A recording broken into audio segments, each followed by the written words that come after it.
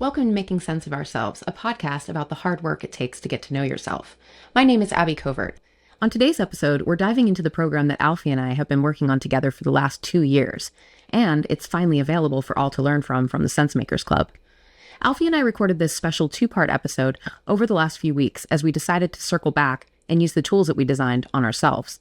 In this first part, Alfi takes us through his work, revisiting our introspective questions, and unveils the brand new Network Health Check module that we talked about the origins and value of in episode 8. If you're interested in the program, visit thesensemakersclub.com and look for Making Sense of Yourself in our course catalog. Today, we're going to be going behind the scenes of our new course, Making Sense of Yourself, and Alfi is going to be a bit in the hot seat after the last episode when I was in the hot seat. So, Alfi, I'm going to let you take this away and drive as we go. Wonderful. Okay, so we are going to be looking at the other three of our 6 growth paths this time round, and I'm quite looking forward to it. I guess there's a part of me that's also a little bit nervous to just bare my soul to the internet, but here we are. Last time we talked about the 3 of our growth paths. This time we're going to be talking a little bit about the 2 growth paths that are built on top of your introspective journey, as well as the growth paths centered around your professional network. So I'm just going to be sharing the template. So we're going to be looking at the other 3 of our growth paths. This time we'll be exploring a little bit about how you're going to be engaging with your peer, specifically centering around the introspective work that you do at the beginning of the program, and then also looking at the network health check activity. So I'm just going to be sharing the empty template because, especially with this introspective work, it's maybe a little much to share everything about yourself, with the entire internet. But talking briefly about the first growth path. So we'll first look at how we see ourselves, and that kind of covers the first 2 introspective categories. So you'll see in the getting introspective activity, you would kind of have 4 categories: what you're passionate about, what you're good at, what the world needs, and the ways you serve. So the first growth path centers around exploring what you're passionate about and what you're good at together in conversation with your peer. So, when you get started, we'll sort of fill in all of this. So obviously we're not going to be able to do 3 weeks worth of introspective exercises together. So we have a little bit of time today, based on you revisiting this introspection over the last couple of weeks. What do you want to talk about? Like, has anything changed since the last time you answered these questions? Yeah, actually, I think that's the place that I would want to focus on. So, if we think about this in the broader context, this is the second time round. I'm sort of exploring these categories in the span of about 16 months, maybe a little bit more, a little bit less. And one of the things that's been quite interesting is how much has shifted and the places where things have shifted. So one of the ones which is sort of new, if I think about the category of passions, the first aspect that you're sort of asked to examine yourself about is the activities that you take part in that allow you to enter the flow state. And one of the things which has sort of been new on my list is, so there's kind of one that's something new that I'm doing, and then there's one that I feel like there's a little bit of a lack. So last time I talked a little bit about being very centered around conversation and discourse. And one of the things I'm finding that's a little bit new is being able to identify and kind of make use of unseen potential. I think when I'm talking to a person about a thing that they're interested in, that they haven't necessarily figured out what it means for them, or where it might fit in their own lives, I kind of find my interest gets like really focused. And if I think about practical examples of that, so after we ran our program last year, I spent some time teaching a couple of students about like a design training course. And that was kind of like where I got my first taste of teaching in like a almost somewhat traditional fashion. And I kind of got little inklings of it here and there. And then also since I've kind of been helping at a sort of primary and high school, talking to students about kind of like getting started with their professional careers. And one of the things that I've continually found quite interesting is talking about my own life experiences and the places where I really struggled or even sort of like somewhat fell off the wagon, and the fact that you can kind of find your way back from that. And I find that I always like, it's strange, but I get happy talking about the places that I failed and the fact that it's not the end of the world, just because of how much I remember going through those things and feeling like it was the end of the world and not really knowing who to talk to about whether or not the world was ending or whether or not it would be fine. So that I think is one of the things that's kind of, I've only really been exposed to since we sort of did this program. And funnily enough, I think it was this program that kind of made clear that some kind of teaching or sort of like engaging with people in mentorship or teaching fashion was something, a path in my future that I wanted to explore. And so it's sort of like I've got new information or results from that. So like, speaking briefly about the passions, I think that's one of the things that's really stood out to me. I hope that's on your good at list as well, because I'm hoping that over the last 18 months or so, you've proven to yourself that you're quite a good teacher by nature as well. So with practice, you become a great teacher. I truly believe. I hope so. I think I'm seeing, like, I think at the moment it's the stage where it feels like a talent that's yet to be developed into a skill. You know, it's sort of like the raw version of it at the moment still. I'm glad that you're feeling like that about it. The opposite of it would be arrogance. You know, if you're thinking like, well, I've done this a couple times now, I'm really good at it, versus like, I like that you're still in the beginner's mindset about it. That's good. Yeah. I also consider myself to be a baby teacher, and I've been teaching for like a decade. No, that's true. And then, like, I think it, like, once you start doing it, you also see just how much nuance there is to it. And I always find it crazy how when I'm preparing to give a class or sort of cover a specific set of material, I think so much about the things that are not important. And then you get into the class and you're like, yes, all of that is cool and it's good to have that great foundation, but it's really the interaction and the engagement that's vital to making the experience worthwhile. And then another aspect of the exercise, which is new, so this is a little bit less about new things I've realized, and a little bit more that's new about this introspection, is examining childhood interests. So the first time around, we didn't have this as one of our questions, but I think in our first version of the program, one of the things I picked up or realized is sometimes there are aspects of our current life, like the current phase of our lives, that isn't represented by the person we used to be.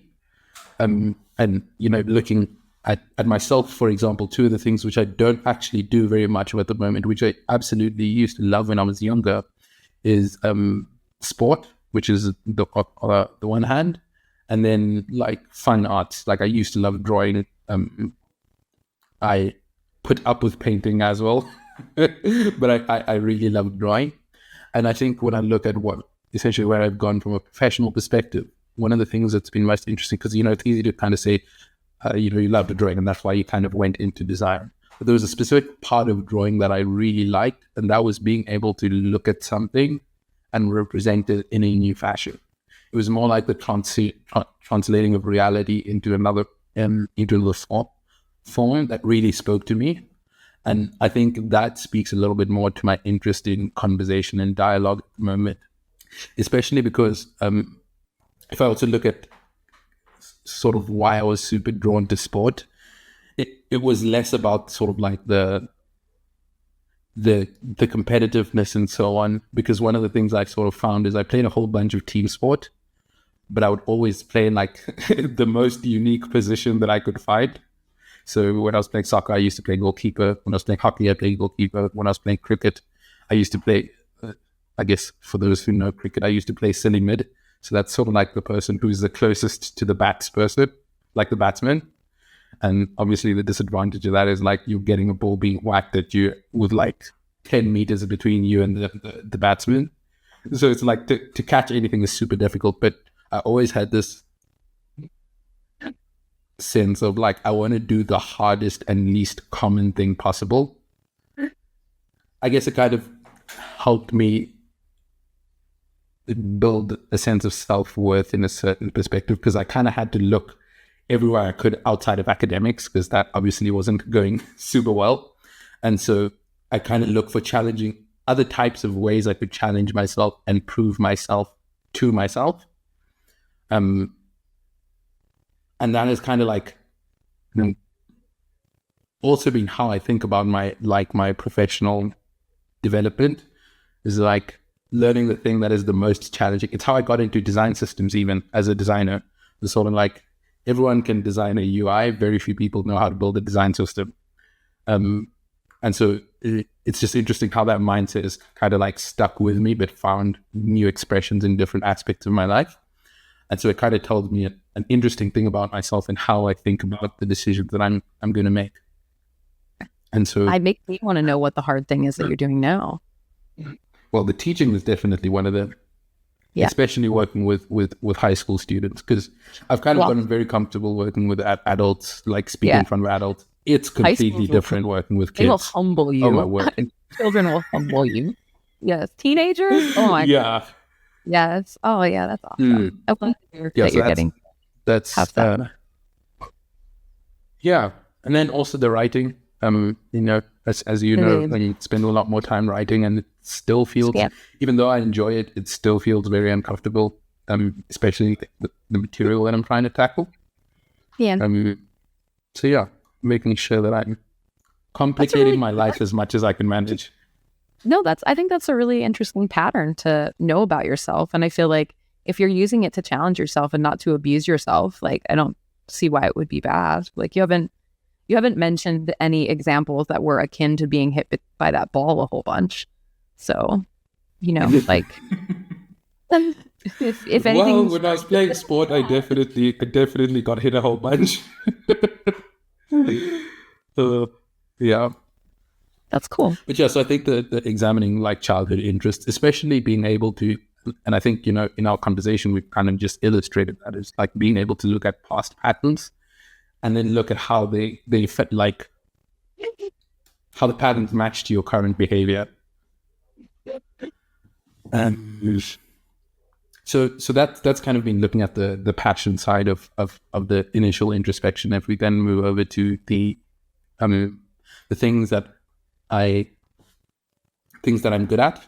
So there's sort of like the three categories: the sense where you find a sense of competence, your inner strengths, and your visible strengths. So the sense of competence one, I think, has been quite interesting, because I think the first time around,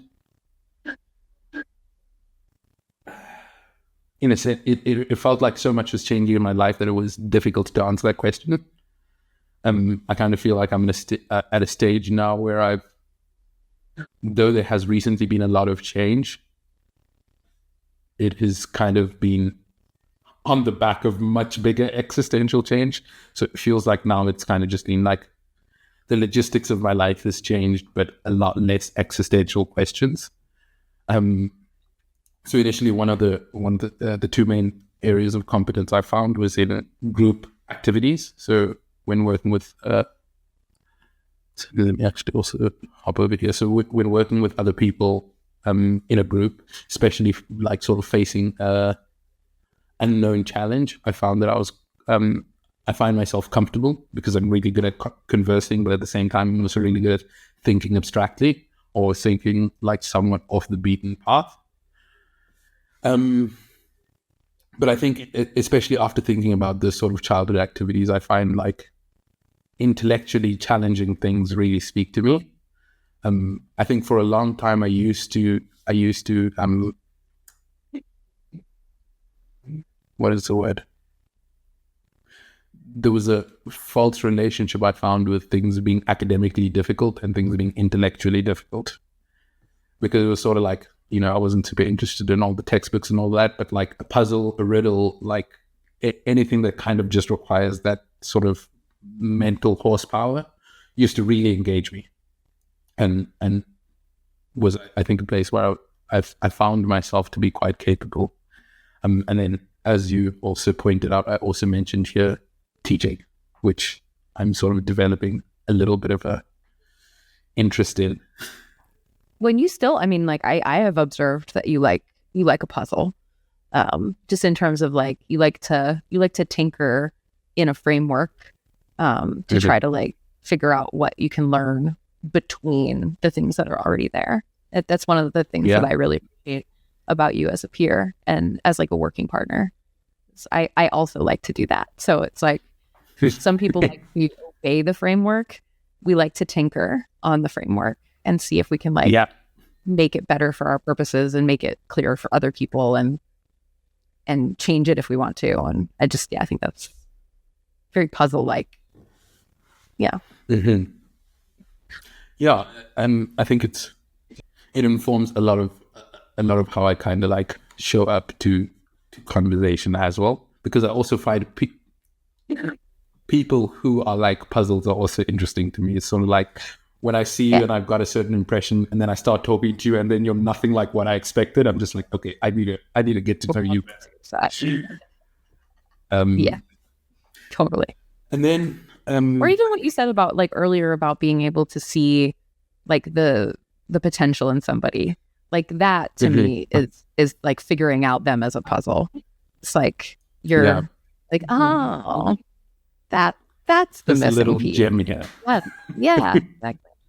Yeah. Cool. So from there, we kind of look at the inner strengths and visible strengths. So I think in terms of inner strengths, I don't think very much has changed, or rather, I haven't discovered very much new there. But I think one of the ones that stand out the most is emotional sturdiness. I think, especially after having gone through the process of us uncovering that in our first round of this program, and I think we also had a podcast episode where we dived into this, talking specifically about emotional sturdiness. Sort of being able, having put it into words, has made me more able to make use of it, because especially with these internal strengths, it's easy for them to kind of like pass unnoticed, because not very many other people can kind of like identify and call it out. But now that I'm sort of a lot more aware of it, I'm like, I've identified specific situations where it comes in handy, and so I'm using it more often, which has been a nice realization.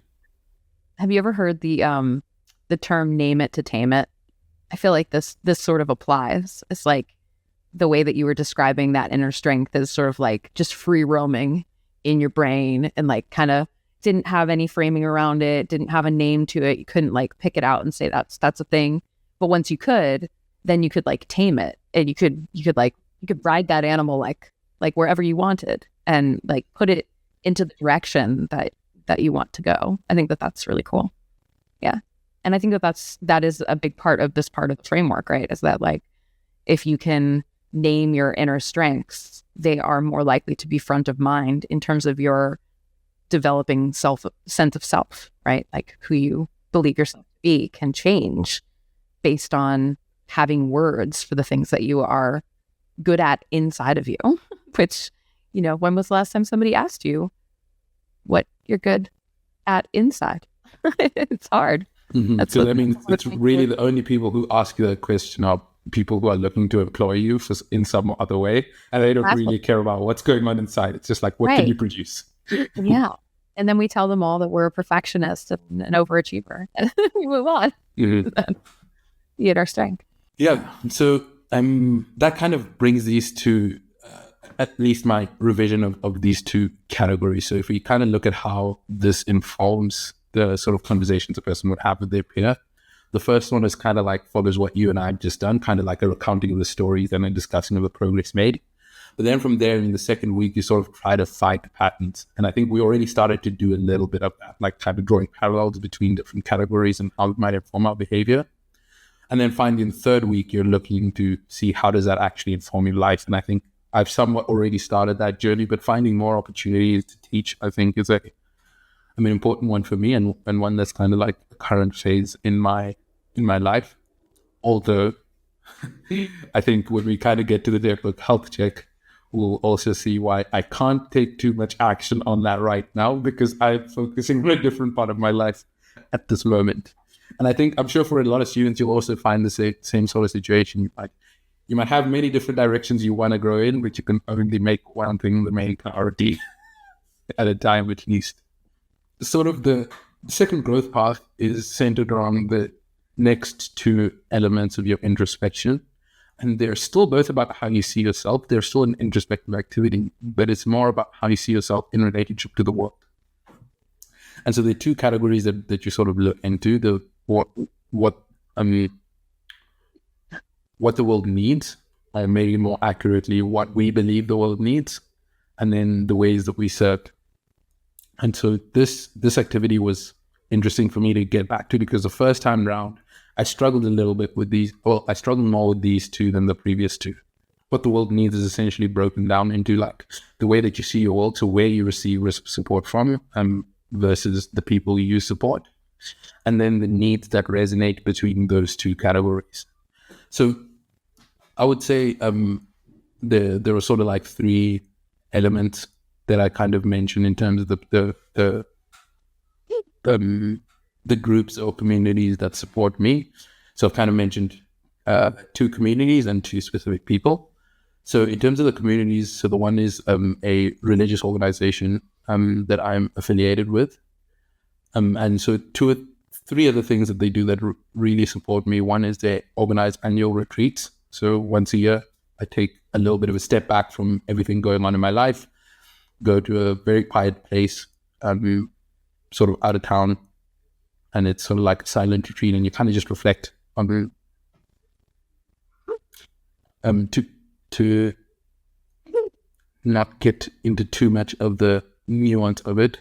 You spend some time away from your daily life to reflect on where you are and where you're going, and there's a whole bunch of religious activities that you partake in. But I think beyond that, one of the things that's really special for me is that it's also a silent retreat. So you're not talking. It's a time to only be looking internally, and obviously through prayer, but also more than that, through structured reflection. And I remember the last retreat I went on, I think, was around October, if I'm not mistaken. And I would say it's probably the most that I have changed in a period of days. I agree. Like there were significant aspects of myself. Yeah. The significant aspects of myself that I kind of encountered in that process. And so that is definitely a part that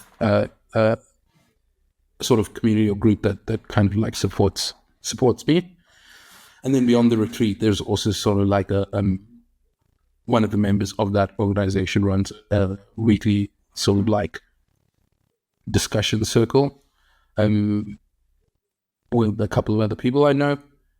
And so it's sort of like, the thing that I like about it is that there's like a big annual sort of keystone activity, and then there's like another activity that's once a month, and then another activity that's once a week. So you kind of like are able to break down that process into the different pieces. So I find it's a really good sort of like support structure for me in many different ways. And then another one which I talked a lot about previously is my nuclear family. So we are a very, very close family. I won't get into the details of why and so on, but having 5 other people who I know very well, who I'm very close to, that I can kind of engage with and tackle challenging issues with, is a central part of my support system. And I would almost say accounts for like 80% of,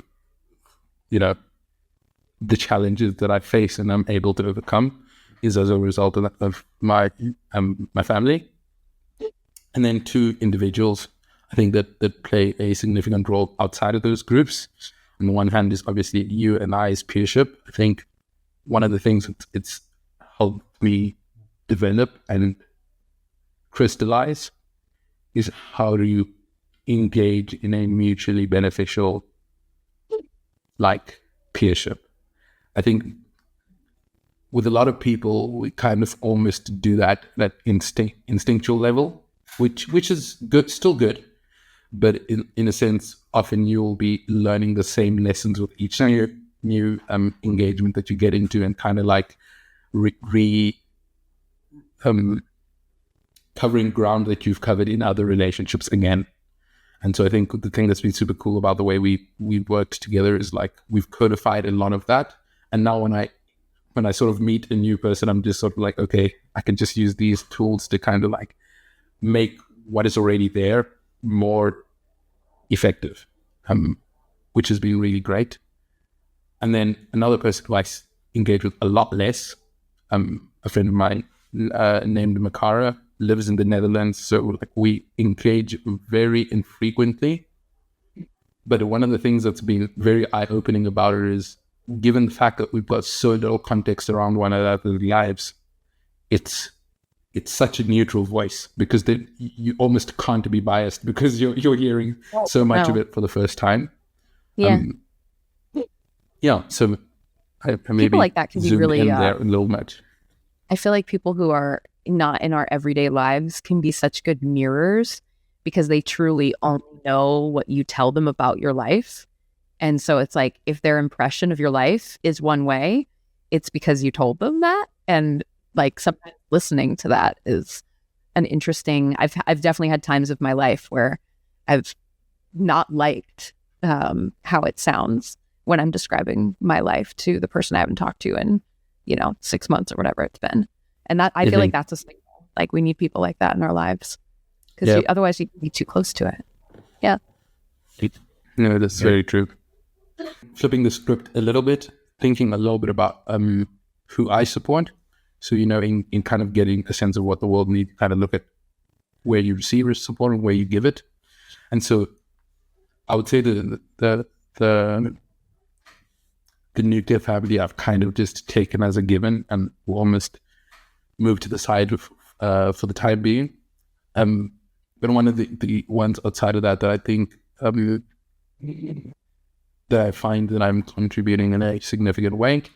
So there's an organization which I at first started engaging with last year, then kind of like stepped a little bit away from, but I've been sort of talking to and working with a little bit more lately, is a non-profit organization called She Can Do, and they're sort of like design education. That's kind of like what they typically do. And one of the things that's been great is they've been looking at starting a sort of traditional formal mentorship program. And so I've kind of been like engaging with some of the people that are sort of practicing mentorship within the organization, helping to give them structure to how to think about that and how to go about it. I think, a lot of the things that I've sort of either learned through you and I engaging together, and learned through my own reading, through my own sort of like educating of myself, has really come in handy from that perspective. And especially from kind of like realizing it's been a lot less focused on the technical elements of mentorship and a lot more dealing with the personal uncertainty, like the for lack of a better phrase, the imposter syndrome that comes knocking when you have to mentor another person. And so that's been interesting experience. As I mentioned, also I'm teaching now, which is a significant group that I would say it means a little bit more to me than it might to them. And then there are also a couple of individuals who I won't name, but who I'm at a peer level is sort of like a little bit less mentorship, a little bit more peership. So people are on my same stage of life who I sort of supporting on an ongoing basis, through conversation, through occasional coffee chats. But there are specific individuals who like, I'm kind of aware that the relationship is somewhat lopsided, but with the understanding that I'm kind of like evening things out in other aspects of my life. Yeah. That can happen. It can even out over time too. as that person grows or changes. I think I've also just realized like there are some people who it's imbalanced on my side, and and that's okay. Yeah, absolutely. I think it's so, like, the imbalances. I mean, I think we're getting towards the network health check by just talking about the reciprocity imbalance. But yeah, I think that's like a natural tension in all relationships, that balance. So I kind of got a sense of where I get support and where I give it. And one of the things that's been super interesting, and that's also a new element of this, is sort of thinking about like the needs that resonate across that. So in this aspect of the introspective activity, we sort of outline, I think, 7 or 8 fundamental human needs that are common across people. And just to be clear, it's not like an exhaustive list. So if there are others that people think about, those are all more than welcome. But I'll kind of just read out the list and then talk about the ones that have resonated with me specifically. So it's subsistence, protection, affection, understanding, participation, leisure, creation, identity, and freedom. So like that's kind of like the list of general human needs that might resonate. And the 2 that kind of really resonate with me is understanding and leisure. And if I think about the ways that I like to engage with people, both from the perspective of my own strengths, as well as the type of people that I'm drawn to. And maybe just for context, because leisure often very much is thought about as resting right now, but in its original terminology, leisure is sort of like things like learning and self-development, and all that is actually technically included in the term. And I think that's one of those places where of work-life balance, I believe. It's right. It's like all of the life part of the work-life balance is leisure. And so I think that's really where I thrive, both from a natural perspective as well as like the places where I've intentionally aimed to become more capable and able. And then from the understanding perspective, I think that has sort of just leaned into my attraction for conversation and people. It sort of serves my extroverted nature as well as my general interest in how the human mind works. So the fourth quarter, I guess, and the second part of this specific growth path is talking about, the ways that you serve. And I would say this is maybe one of the ones that was kind of like a little bit more, it felt a little bit easier than what the world needs, at least for me specifically. This time around, or like in general? The first time around. At least this time around. Yeah, I was going to say, I don't remember that the first time around. Yeah.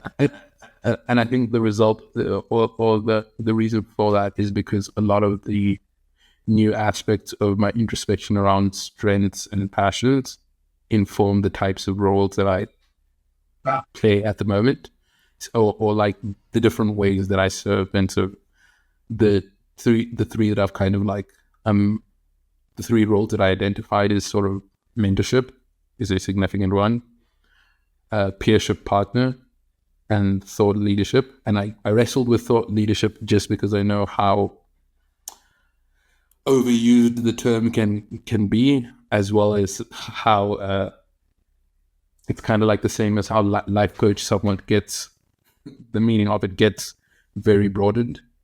But one of the things I think that's different about how I think about the term thought leadership is less about thinking that I have got answers to share with people, and more, I almost conceptualize it as kind of like an archaeologist. So like there are important problems that we all have, and my responsibility in terms of thought leadership is to go and find where the knowledge exists. So it's a lot less about what I'm producing and a lot more about what I'm learning. Oh, that's so interesting. Think about, like, I see it the exact opposite way. Like, to me, thought leadership is when you are leading with your own thoughts, as opposed to leading with other people's thoughts, which I see as teaching. So it's like thought leadership is when you're bringing something new to the conversation, and teaching is when you are surveying what has been a part of the conversation. That's, I mean, That's like a very which clean divide between things that I don't think are cleanly divided, but it's just interesting that we think about that so differently. Because yeah, I could see why you would feel like thought leadership was about like educating yourself, because you'd have to, that's like definitely a big part of it. Yeah. I'm also And allergic to that. I think that term is overlooked and overused. It's like, it's a cool word that I wish didn't have so much stink on it. There's a lot of words like that. True. I think one of the reasons why I think about it so much more from that perspective is because I've always felt so comfortable in conversation, in discussion, and in speaking. To me, it's almost like it's implied, or it's not really like my contribution to it is less of what I'm focusing on. I think I almost have an assumption that whether the thought is mine or is someone else's, the important thing is finding answers to difficult questions, whether I'm the source or someone else is. But yeah, so that's kind of like that sort of category. Let's see where. And then sort of looking a little bit at the previous two, and I'll actually very briefly talk about the second category aspirations of growth. I've talked a little bit about mentorship and teaching. And I think philosophy is another one that's kind of like really growing on me, just because more and more I'm seeing exactly how important it is to be able to grapple with ideas, and how important it is to help people who are not yet capable of doing that, helping them sort of develop those tools. But I think one of the things that kind of started in our first version of this program that's really crystallized is my interest in family development. This kind of first started in the form of discussion groups and my interest in discussion, but as I've kind of engaged with that more and more, the part that has become abundantly clear as vitally important is building up more knowledge for people who are looking to strengthen their family ties and family connections, mostly because of how vital it's been to my own development, but also just how much of a thirst there is for it in the world at the moment. And so when I think about my legacy as a result of that, one of the significant ones of the ways that I'd like to be remembered is as somebody who helped rebuild families. I think, especially in South Africa, it's a really, really, really big problem. And I think in the world in general.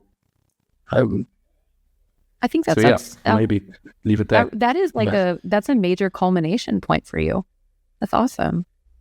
I feel like you've been like hearing that from you. It doesn't shock me at all, because I feel like I've watched the whole thing kind of like unfurl, but I've never heard you say it so like boldly and like you own it. I feel like before we move on to the next growth path, I feel like it is really important to acknowledge how much you put yourself out there in this particular exercise. So I know you knew that you were doing this for recording. And so I specifically am just thinking about like the Alfi of like 18 months ago would have been in a much different place trying to tell people out in the world that you don't know about yourself. And like, I see the progress. And yeah, I mean, I don't want to toot our own horn, but I think that these tools work. That's what I'm trying to say. I think that they work.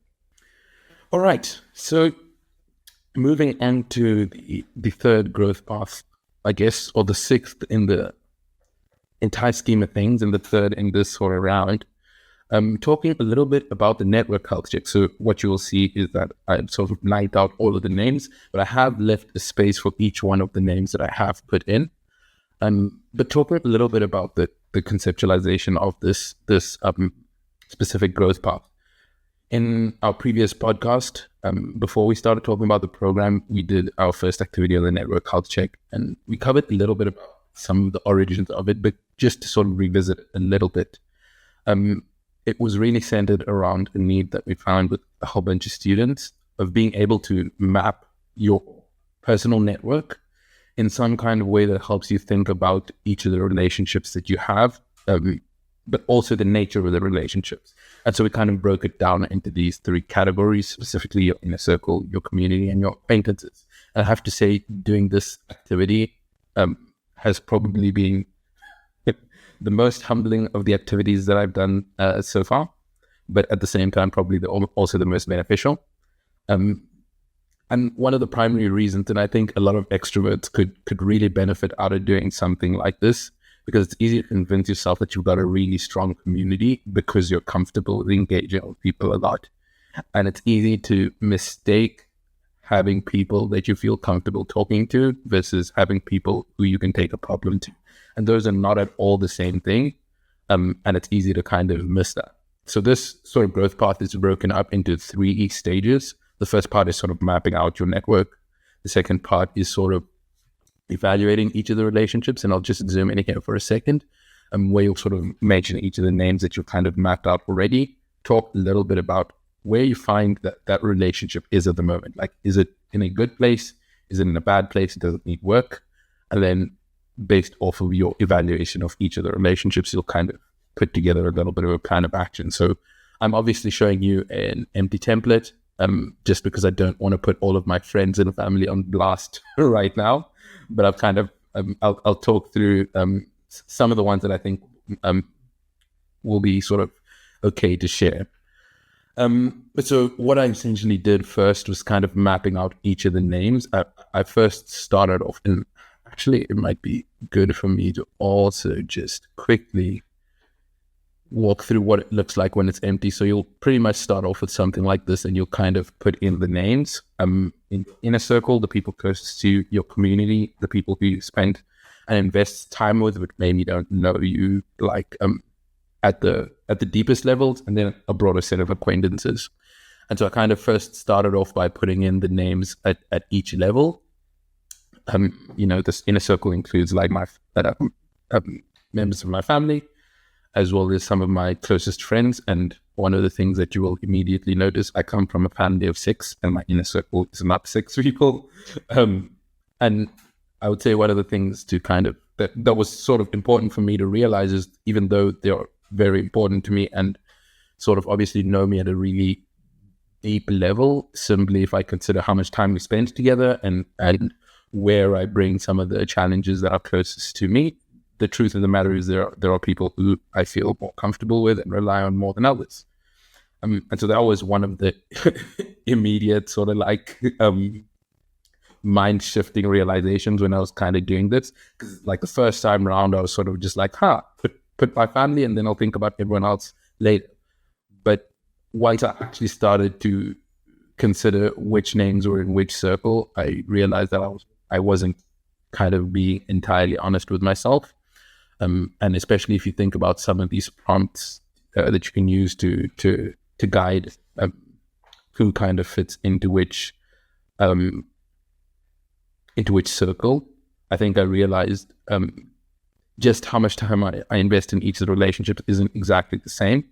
And then more than that, I think thinking about where I am in my own personal life, as I've talked about a couple of times, I've sort of recently stepped out of the whole entrepreneurship journey. And one of the results of kind of being self-employed was that I was working a whole bunch and not necessarily maintaining all of my relationships. And so I kind of realized after a while that some of them needed work. So how like a project taken to this was I kind of mapped out all the names, and then I color coded the ones that kind of needed work for some other reason, whether it's a relationship that needed to be strengthened or a relationship that needed to be distance needed to be created. I kind of like highlighted those. And then you'll also see there are some that still say add name, and that's kind of where I think there is a gap remaining of a name that maybe needs to be filled or that hasn't been filled yet. Maybe 5 people in my inner circle is sufficient. But yeah, so I have to say one of the things that I think I mentioned briefly in our first podcast around the network health check, which sort of becomes immediately visible here, is this inner circle is the one I struggle with the most. I'm really good at making acquaintances, and I'm really good at kind of like being able to get deep and vulnerable with people. So like the inner circle and the outermost circle are easier for me. Kind of bringing people in from the acquaintance range is a little bit of a challenge. Yeah, so that's kind of like how the initial mapping process came about, and then from there, So I want to ask you a question about the about what you just said, because I think that some people might be looking at this and saying like, okay, so you have like 5 people in your inner circle, and then you have like 1, 2, 3, 4, 5. You have like 8 in your community. Like, what are good numbers, do you think, to have in terms of range? Because like it seems like 8 is like it's a a strong decent number. amount. Yeah. So like, Mhm. what is it? Is it your extroversion? Is it like that there's not enough variety amongst them? Like, what makes you feel like you're Exactly. under That is the thing. It's actually the like problem is variety? variety and the stage of life, because these are relationships that have been in a better place at an earlier point in my life, but our lives have changed so much. And a simple one that I'll kind of give you without giving too much away. So a really good friend of mine who I used to work with when I also worked at ABSA, her name is Makara. But her and her husband moved to the Netherlands. So now we talk on the phone maybe once a month, once every 2 weeks. And she simply no longer holds the place that she used to hold in like in the community circle. And not at all that, we don't still have like a good relationship. It's just the amount that I can lean on it has changed. And so in some sense, it's kind of like how strong the community circle is sort of like it's got the way I think about it is it's each network is being held up by pillars, and each relationship is a pillar. And if you remove one of the pillars, like the thing is still standing, but it's not as steady as it used to be. And so that's kind of like one of them. And then on the other hand, I think also as people kind of go through different stages of their lives, the amount that you can lean on them is different. And it's one of the things that you examine in your introspective activity about what the world needs. You kind of go to that activity of identifying your support network and the people who rely on you.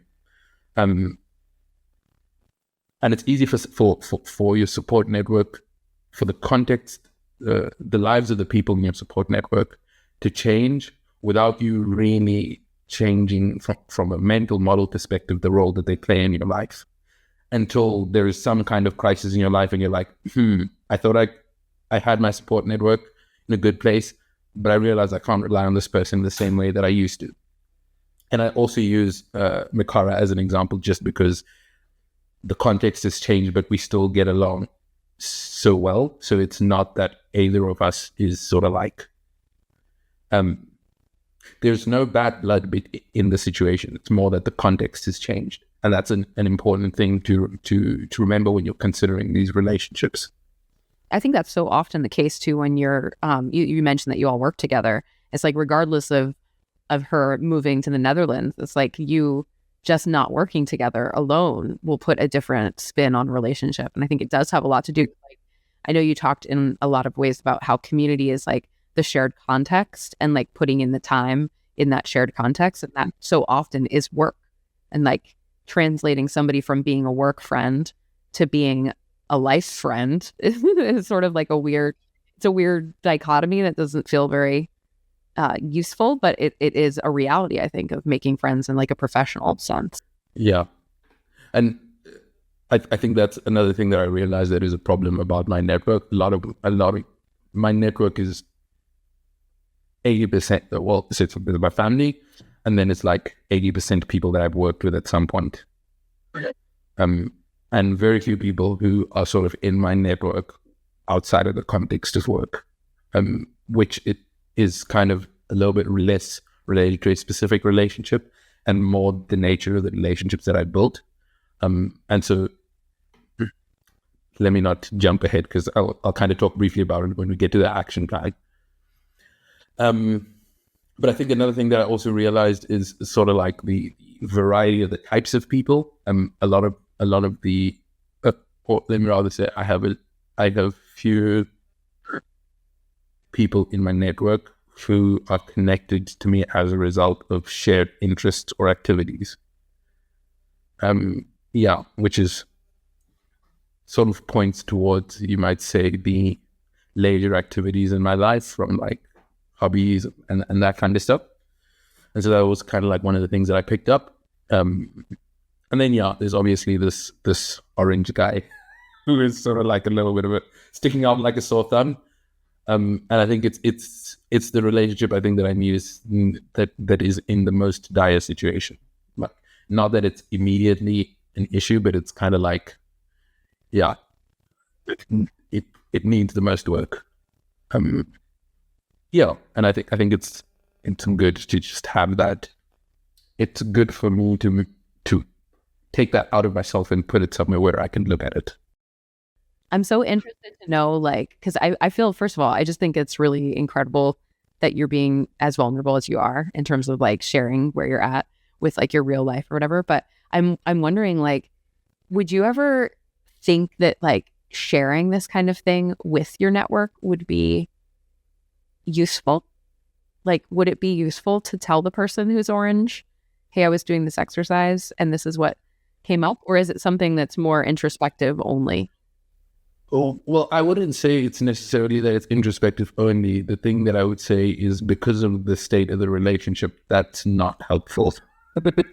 Sure. In this particular case, but like, yes. Could you see a case where sharing something like this might actually be helpful to let somebody know, like, hey, I see a potential in like I see it, some people, I don't know if the relative placement of people matters, but like, I noticed that the orange person is like touching into the inner circle. So it's like, that tells me that it's a community person that's very close to you. And almost like they could get in if only this other problem. And I'm wondering if that's true or if I'm reading into the diagram. Partly, but not entirely. So it's partly that it is someone who I believe should be in my inner circle, but also more than that, it's and that's kind of why it's closed, but it's not orange for that reason. It's more orange because of this context of their life. And it's, I guess, a relationship that needs investment, and more for their benefit than mine.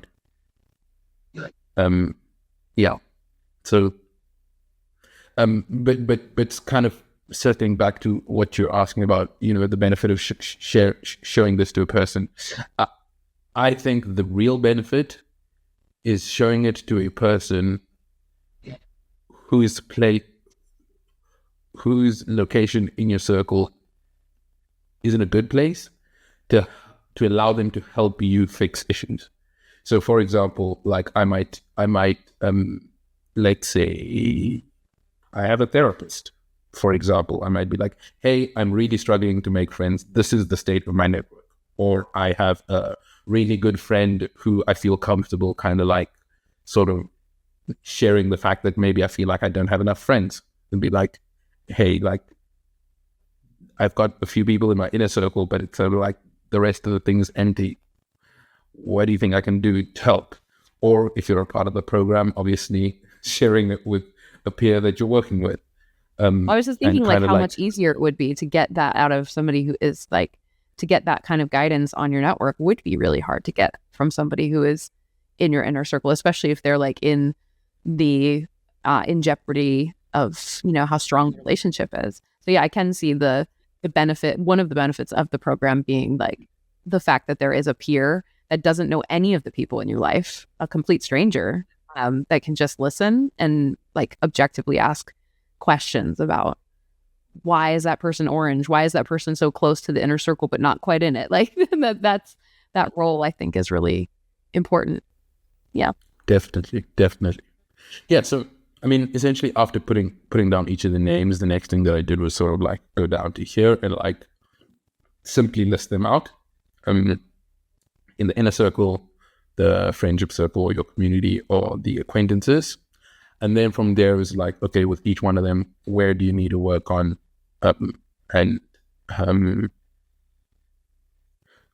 First, evaluating what is the state of the net. No, sorry. We'll get to that just now. evaluating with each of the relationships, like what is the state of this relationship and what do I need to work on? And so essentially, if I take all of the names in my network, there are only 5 that actually need work. Um, um, and then kind of once you've identified that, you've gone from this big problem of my network is not in a good place to like, I need to work with 5 people and I want to do that over the course of a month. And so there's sort of this question that you ask yourself to strengthen or to prune. And that is like, do you need to strengthen the relationship with this person, either bring them closer or simply have them be a better fit when they already exist? Because, for example, like some of my relationships, let me see which is a good one. So, for example, this one specifically, this is a friend who is in the right circle, but has been like, the relationship is somewhat drifted. So it's not that they need to be brought closer, but the state of the relationship needs work. And so like you could see them moving out of that circle if you let too much more time go. They would end up in your acquaintanceship pretty. Yeah. Interesting. Even that is a bit of a, they might just find themselves off the canvas entirely. Wow. If too much time, because it's already been a very long time. No, that's, I feel like there's so many people. I hope that this is resonating with folks, because I know it is with me. There's just so many people that you mean to maintain a friendship with, and they're just, time or context or whatever. True. So like one of the things that's like kind of helpful about this is like in each of the categories, we kind of give a little bit of guidance around like what you would actually do if you wanted to work on each one of like each kind of category. So for example, if you're strengthening a specific relationship in the inner circle, there are a couple of suggestions of things you can do to strengthen it. So for example, scheduling regular one-on-one time with your inner circle. I think especially with family, I think this one's important because it's easy to take family for granted.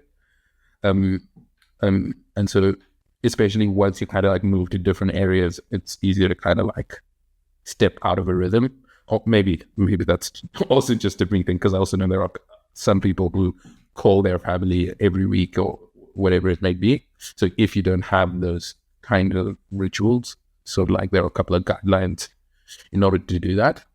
But then one other thing that you'll sort of realize is that we have in this sort of table, there's either strengthen or prune, which is only 2 things. But when we look at advice, we actually have 3, because it might be you need to strengthen a relationship, you might need to prune it, but you also might need to grow a specific circle. And so if you look at the initial sort of diagram, you'll see that there are a couple of spaces here of names that I feel like I need to fill. And I would say these are specifically names that I would like to fill with whom I share interests. Yeah. And so that's one of the things that I'm thinking a little bit more about. And so if I think about some of the main points in terms of my plan of action, so in the inner circle, I've got like kind of like one action point that I want to take on. And it's especially like one of the things I remember when I was a lot younger, we used to eat every meal we would eat together, and on Sundays specifically, every dinner, we had dinner at the table every day, and then on Sundays we'd have like a long meal together. And obviously the dinner at the table every day is no longer practical as sort of like professionals.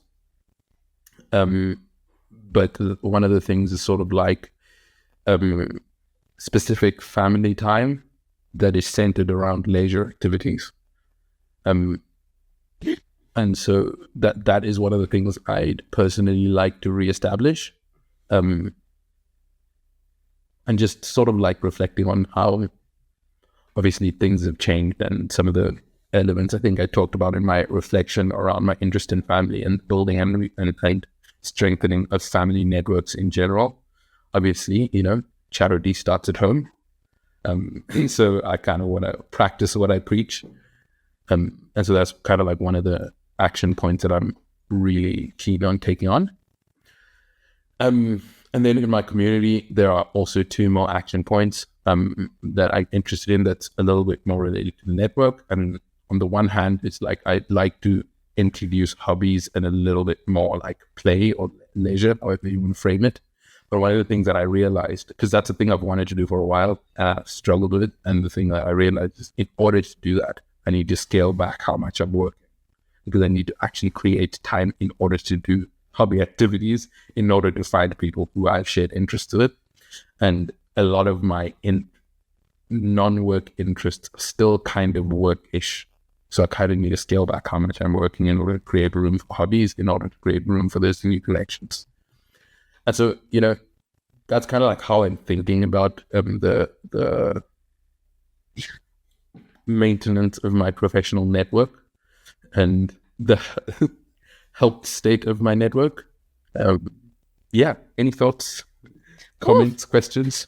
I mean, mostly I'm just really proud of you, because I feel like, I feel like you've had a vague sense of a weakening network effect on yourself. Like, I know that we had students that this activity was for, and I know that you dug in to that because it was an obvious hole in the program that we wanted to fill for this next version. But I think that it was today, while you were going through it, that I realized how much you needed this exercise, and that you designed this to help you first. And it is hearing you talk about, I remember earlier when we were talking about your other growth paths, you talking about childhood interests and things that had gone away. And a lot of it was in that hobbyist direction of what are you doing for leisure? And the idea that is a persistent theme for all of your modules, I think has been really clear. And I also just I just think it's remarkable how much change I've seen in both of us through this second going through these exercises. We tested this months ago, and I felt like we knew it was useful. But yeah, this is it turns out it's super useful. Who knew? You knew. You knew. You knew. This is also the module that I think Alfi rewrote 3 times during the creation of it, in terms of the video support material and stuff. So I know you really struggled with this one in a good way, and I'm really happy to see it all come together. Yeah, and I actually remember about 3 episodes back when I was working on it, mentioning it in the podcast. There's a piece I'm working on that's really working for me, and I mean it's evident because it's clear now, and it's also it's out of my head, because one of the hardest parts of the network is one of the hardest parts of working on your network is feeling like there's something wrong and not articulating it. Yeah. And even if you do the work of really thinking through what's wrong, when it's time to actually go and see that person, it's so easy to forget all of that. Yeah.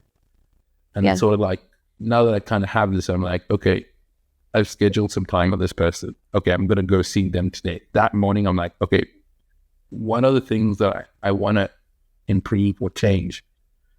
And you can kind of go into that intentionally.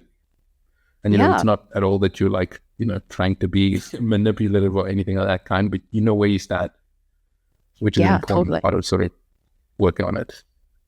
Well, to weave back on this theme of where I was sharing the growth paths that I helped design, I actually did reach out to the folks that came up in my bingo card exercise. And so I've had 2 of the 3 conversations that I want to have, and I have the 3rd scheduled. So I learned so much about myself. So the 2 that I did were, I did the one that I was the most afraid of, which was my ride or die. And they said things in that conversation that they had never said to me before. And we talk all the time, and they know me really well. And I felt like it allowed us to talk at a different level. So even though this person's deep in my inner circle, I felt like it was a very strengthening activity. And I didn't do it because I had identified there was a weakness. I did it because I was redoing this exercise for the purpose of this podcast. But I was so grateful that it turned out the way that it did, because I feel like there was things that they wanted to say to me. And then the other one was just positively delightful. I reached out to my very first coworker, and I asked him to tell me about myself back then. And it was fascinating, the things that he brought up. And the things that he remembered and how he remembered them were so much more magical than I remember it. Like, I remembered a lot of the toil. And I was really grateful that he was able to fill in the non-toil part. Like, he was a very positive influence in my life during a very dark time. And so he was able to like remind me that it wasn't all dark and that there was a lot of joy that I was at least getting out of like personal relationships. And we also committed to talking more. So we're going to talk again tomorrow. Like, we were not done. And after I told him that, he came up in this exercise of like somebody I really wanted to tell the next version or the next chapter of my life to. He was like, you're on my list too. So like the next call that we have is is us talking about him and like him giving me the update and kind of me telling him what I saw of him back then. And yeah, how that might be different now. So yeah, I just think it was a really giving activity, and I hadn't really related them together until this conversation, where I'm sort of like, oh, I can see how doing something like an interview with someone that you want to strengthen your relationship with could be a really interesting way in to some deeper topics. And using the framing of like, I want to interview you, I use that with all of the people that I've invited for this round. And it's amazing how it does change the nature of the conversation. Like, I was worried that it would be like, we'd get on the call and it'd just be like a normal hang. And then at the end, I'd be like, crap, I didn't interview them. But in the 2 cases of 3 that I've done this round, both people, after the niceties of the, hey, how are yous, turned back to the interview. They were like, hey, so you said you wanted to interview me, so let's do it. And I'm like, oh, okay, I'm doing this. So I feel like there's like magic in the structure. And like when you were talking about it not being caught in your head anymore, it just reminded me of like that at the end of the day is one of the most valuable things about all of these growth paths, is getting it out of your head and into a form that you can see. And I think that that's just like one of the basics of information architecture. So yeah, it's delightful to watch you go through that, is what I'm trying to say. Yeah, I appreciate it. I'm glad to see that you're making use of this too. Stay tuned next week for part 2, where I'll be sharing my work helping people to visualize their life story and reflect on my own. We will also dive into who I recently asked for an outside perspective and the most recent version of my balancing continuums, keeping me honest to my aspirations. Also, to hear the answer to the question that we are all tracking over time, how made sense are Alfi and I? Thanks for tuning into this special 2-part episode. Making Sense of Yourself is now available and is rolling ambitions with 2 meetings a month with Alfi and I, one to check in and one that is getting paired up with a peer for a month of peer-supported introspection. We'd love to see you at a future match. And if you're interested in the program, visit thesensemakersclub.com and look for Making Sense of Yourself in the course catalog. As for the podcast, if you appreciate what we are doing here, we would love to hear from you. Also, the usual things do help. Liking, subscribing, and especially leaving a review really do help us to get this podcast out to new listeners. Okay, until next time, be clear.